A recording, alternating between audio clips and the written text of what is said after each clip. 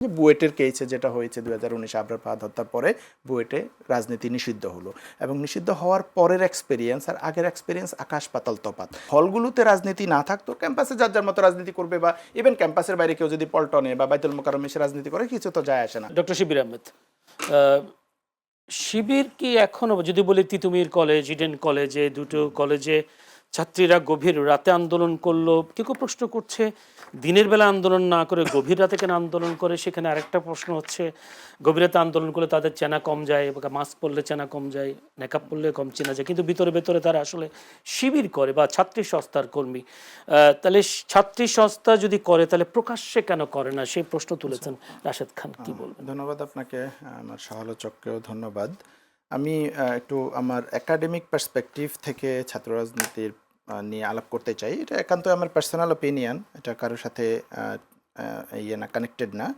আমার personal experience হচ্ছে, আমার দেশের বাইরে কয়েকটা ইউনিভার্সিটিতে পড়াশোনা করার সুযোগ হয়েছে। আমাদের দেশে ছাত্র রাজনীতির, আপনি যেমনটা বলছিলেন, অনেক গৌরবোজ্জ্বল ইতিহাস আছে, বিশেষ করে আন্দোলন সংগ্রামে। একাডেমিক জায়গা থেকে না থাকলেও আন্দোলন সংগ্রামে দেশের গণতন্ত্র রক্ষায় ছাত্রদের, বিশেষ করে ছাত্র সংগঠনগুলোর নানান ভূমিকা রয়েছে অতীতের। আবার একই সাথে আমাদের ছাত্র রাজনীতির ধরেন অন্ধকার একটা জগৎও আছে। এটা যে শুধুমাত্র, যদিও এটা আওয়ামী লীগের আমলটাতে খুব অ্যাম্প্লিফাইড হয়েছে, খুব সিভিয়ার লেভেলে ছাত্র রাজনীতি নোংরা হয়েছে, এটা এই সময়টাতে নোংরা হয়েছে, কিন্তু অতীতের ইতিহাসও যে খুব ভালো আসলে ওরকম না। তো আমাদের যেমন ইভেন স্বাধীনতার আগে থেকেও, যেমন ঢাকা বিশ্ববিদ্যালয়ে ছাত্র মালেক হত্যার ঘটনা ঘটেছে, ইভেন স্বাধীনতার 1-2 বছর আগে।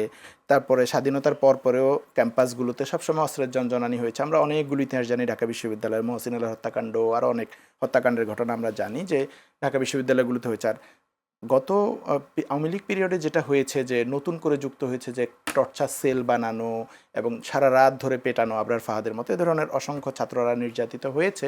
এবং এটা হতে হতে মানুষের মধ্যে এক ধরনের, সাধারণ ছাত্রছাত্রীদের মধ্যে একটা ট্রমাটিক এক্সপিরিয়েন্সের মধ্য দিয়ে তারা গিয়েছে, একটা আতঙ্ক ছাত্র রাজনীতি সম্পর্কে নেতিবাচক ধারণা তৈরি হয়ে গেছে।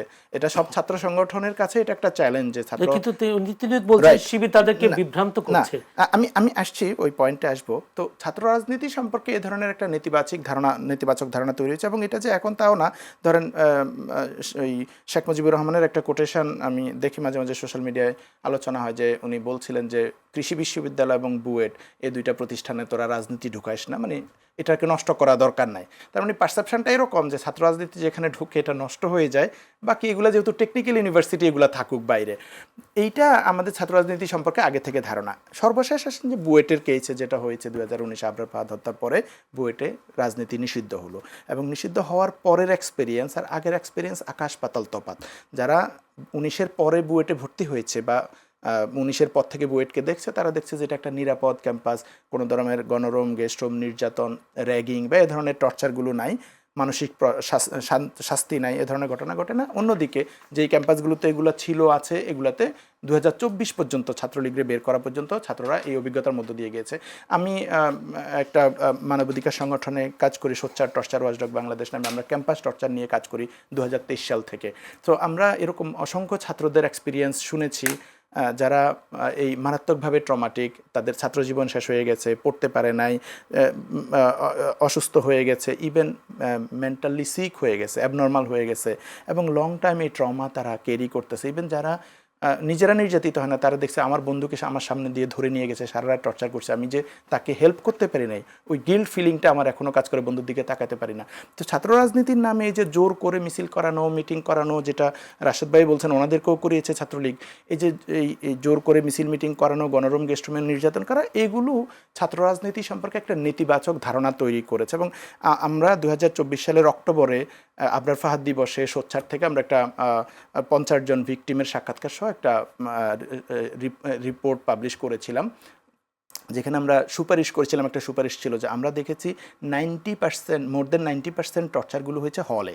জি। তো আমরা একটা সুপারিশ করেছিলাম যে ছাত্র রাজনীতি ক্যাম্পাসে থাকা দরকার আছে আমাদের রাজনৈতিক প্রেক্ষাপটে নেতৃত্ব তৈরির জন্য, কিন্তু হলগুলো হচ্ছে টর্চারের জায়গা, সো হলগুলো যেন রাজনীতি থেকে মুক্ত ক্যাম্পাসের থাকে। রাজনীতিগুলো তার প্রভাব পড়ে না হলে? না, হলগুলোতে যদি রাজনীতি হয় তাহলে ওই যে রাতের বেলায় গেস্ট রুমে টর্চার করে, হল থেকে বের করে দেয় এবং টর্চার রুমে রাতে 12টায় ডেকে নিয়ে যায়, সারা রাত ধরে টর্চার করে। তো যদি হলগুলোতে রাজনীতি না থাকতো, ক্যাম্পাসে যার যার মতো রাজনীতি করবে, বা ইভেন ক্যাম্পাসের বাইরে কেউ যদি পল্টনে বা বাইতুল মোকাররমে এসে রাজনীতি করে, কিছু তো যায় আসে না।